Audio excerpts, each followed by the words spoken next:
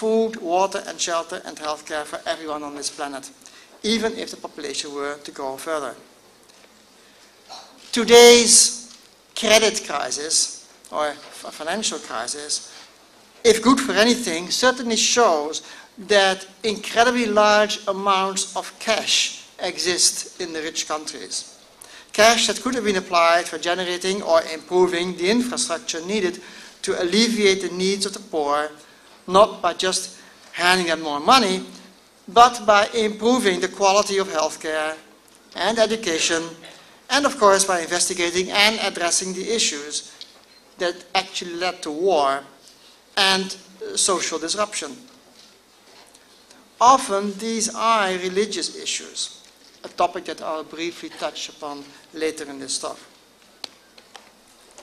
Of course, I should add to this that scientists do not have the power to redistribute economic wealth. And our world cannot be turned into a utopia overnight, as mentioned earlier. What we can do as scientists is to address the education problem. Bring our message across to the people and the politicians in power, and this is indeed what I'm trying to do today.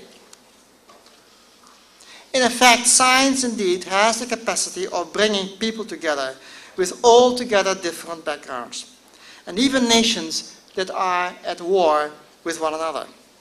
A perfect example of that is the so-called Sesame Project. The Sesame Project is the following thing. The idea of an international synchrotron light source, which is a topic of investigation in physics and in many other branches of science. The idea of such a facility in the Middle East was proposed in 1997 by scientists from America and Germany. During two seminars organized in 1997 in Italy and 1998 in Sweden, with a CERN-based Middle East Scientific Cooperation Group headed by Sergio Fubini. The German particle laboratory, DESY, Deutsches Elektronensynchrotron Facility, at Hamburg, had just decided to decommission one of its facilities. It's called BESSY-1. They always have acronyms, these machines. A newer version of which was being built in Berlin. The German government agreed to donate the components of this machine to the Sesame Project, provided that the dismantling was taken care of by the latter. UNESCO got involved and held a meeting about this in Paris in 1999, a meeting of the delegates from the Middle East and other countries. Jordan, which had been selected to host the center, is providing the land as well as the funds for the construction of the building. In January 2003, the center's creation was formally sealed following an exchange of correspondence between Koichiro Matsuura, the Director General at the time of UNESCO, and UNESCO's member states. The first president of Sesame was Harry Schopper, one of the former Director Generals of CERN itself in Geneva. He was from Germany. Member states are listed here again: Bahrain, Cyprus, Egypt, Iran, Israel, Jordan, Pakistan, the Palestinian Authority, and Turkey. Now I want you to focus for one moment on this bizarre list of names. These countries, many of them are at a state of war of some sort with each other, and there is continued hostility. But in spite of that, these countries are collaborating scientifically in this one project. There are observer states such as France, Germany, Greece, Italy, Kuwait, Portugal, the Russian Federation, Sweden, United Kingdom, and the United States. Pending observer states is Japan. In fact, one of the pending memberships is Iraq. They also wanted Iraq to be involved. So now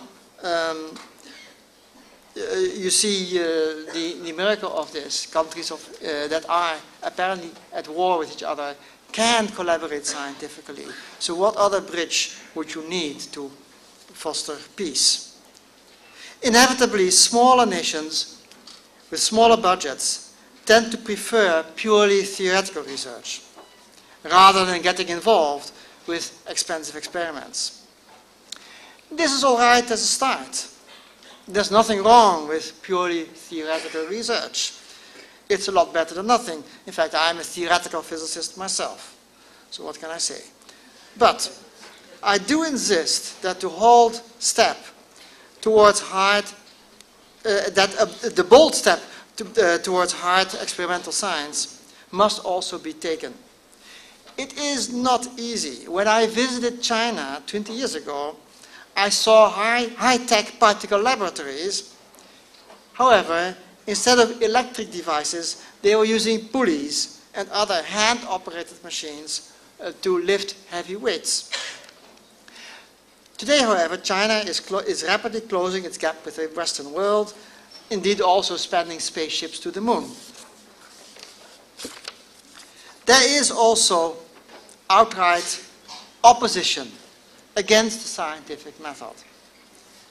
This opposition takes various forms. The religions tend to buy scientific findings as they are considered threats to their beliefs. We have a history of this in the Western world, in Europe. Most opposition has since disappeared, but there are still a few notable exceptions. One is evolution theory. It appears to contradict standard religious beliefs in various ways. First, the evolution theory sheds a very different light on the origin of mankind and its relation to animals, as well as it is establishing a vastly longer time span that evolution has taken up to take place.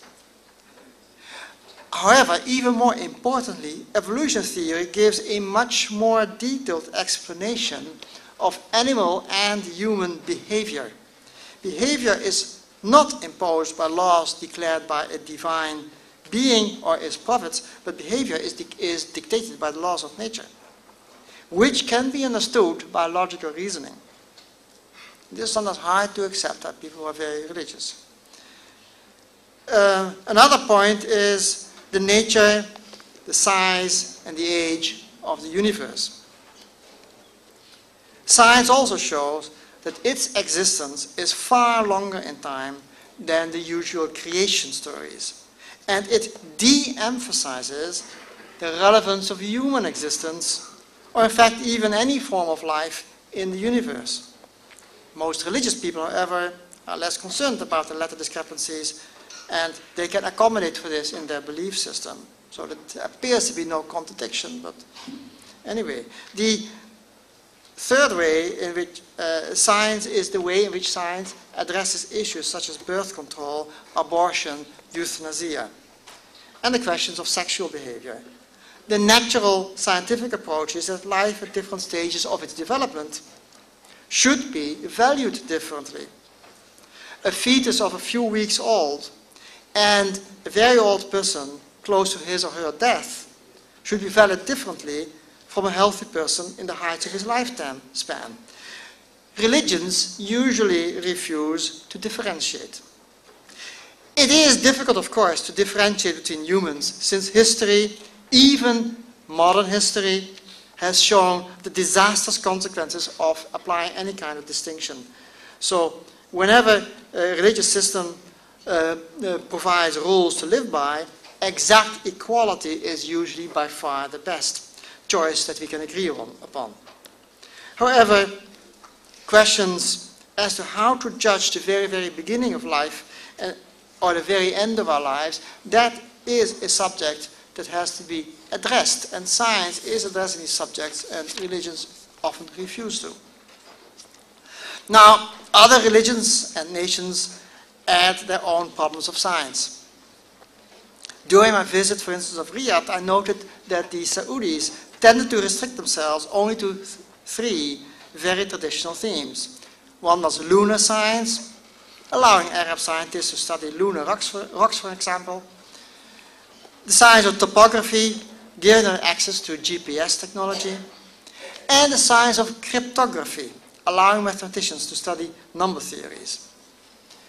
And there are historical reasons and religious reasons why those sciences were preferred. I think a tendency to this should be discontinued.